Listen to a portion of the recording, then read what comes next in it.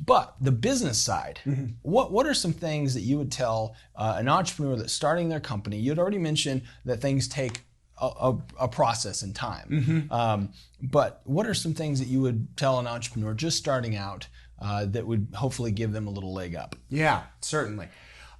Speaking first to entrepreneurs who want to go into the specific business that I'm in. And that's the demographic that whenever this question comes my way, that's the demographic I feel the most qualified to speak to. Yeah. I like talking to trainers. I think the industry has this massive fail rate of all these people. There are hundreds of thousands of trainers like trying to do this in some way, and they all seem to fall into the same kind of trap. You know, they go to EOS, they get their cert, they get a job, they start making, let's be generous and say they're making $70 a session, and that's it. Super generous. That's super generous. That's super generous. Because I know it's abysmal. Some of those guys start out at like 20, 25 bucks an hour, like, and they're like thrilled with it. Right. And so that's the demographic I like to speak to the most. Whenever we do seminars, those are who we speak to. To those people, I would say the first thing that you need to do is educate yourself on the knowledge that that's not the only option that you have.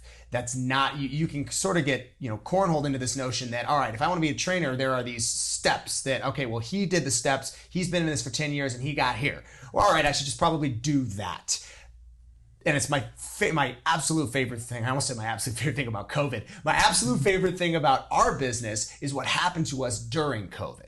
See, because we had started, call it sort of a soft start, maybe a year before COVID. That's when I started putting feelers out, brought people in. I started doing this full time, wasn't making any money. And that's something practical that I do tell any entrepreneurs that first thing you need to understand is that I made no money for 5 years. None.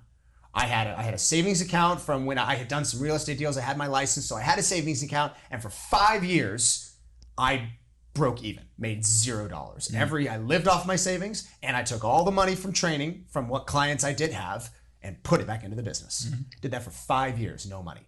So the first thing you can expect is never to make money. So if you want to do this as a trainer or as an entrepreneur in just about anything, you are going to be hungry in the beginning. The startup phase is not for everyone. And it's what I think weeds out quite a lot of the entrepreneurs. That term is so, again, it's why I like talking to trainers who want to be entrepreneurs. And that demographic, if you can shift your mindset, look at something like what we've done, and our process is you can replicate it. And you don't need a garage gym. We've had people that take the systems on our social media followings and how we've created the funnels and how we generate leads and all that kind of stuff. You can do it in a park. You can do it in your house. You can take, if you have the right skill set, you do not have to be the trainer at EOS, the trainer at LA Fitness. You do not have to be a part of someone else's vision. And that's also where I think the definition of entrepreneur gets a little bit blurred, because when I see a trainer, they're an employee, they work for LA, it's kind of a gray area. You're not really an entrepreneur. Like you are working for someone. And I get it. Some of these gyms, TG Mesa, they do a really good job. They allow the trainers to actually train there, I think, for free. Don't quote me on that. Check that out. But I think it's close to free. Like, hey, man, you make your own stuff, bring your own people in. We just want them to pay the membership to the gym. That's it. And that's a smoking deal. Even that, to me, that's still not the entrepreneur mindset that I have. I wanted 100% originality. I wanted to create something that no one had ever seen, and I wanted to do it my way. And that sounds almost arrogant, but to a degree, you have to be. If you have a vision and something that you want to see created, stick to that and forego the money. That's the first thing I tell entrepreneurs when they come to me is like, you need to have an understanding of how to forego the money.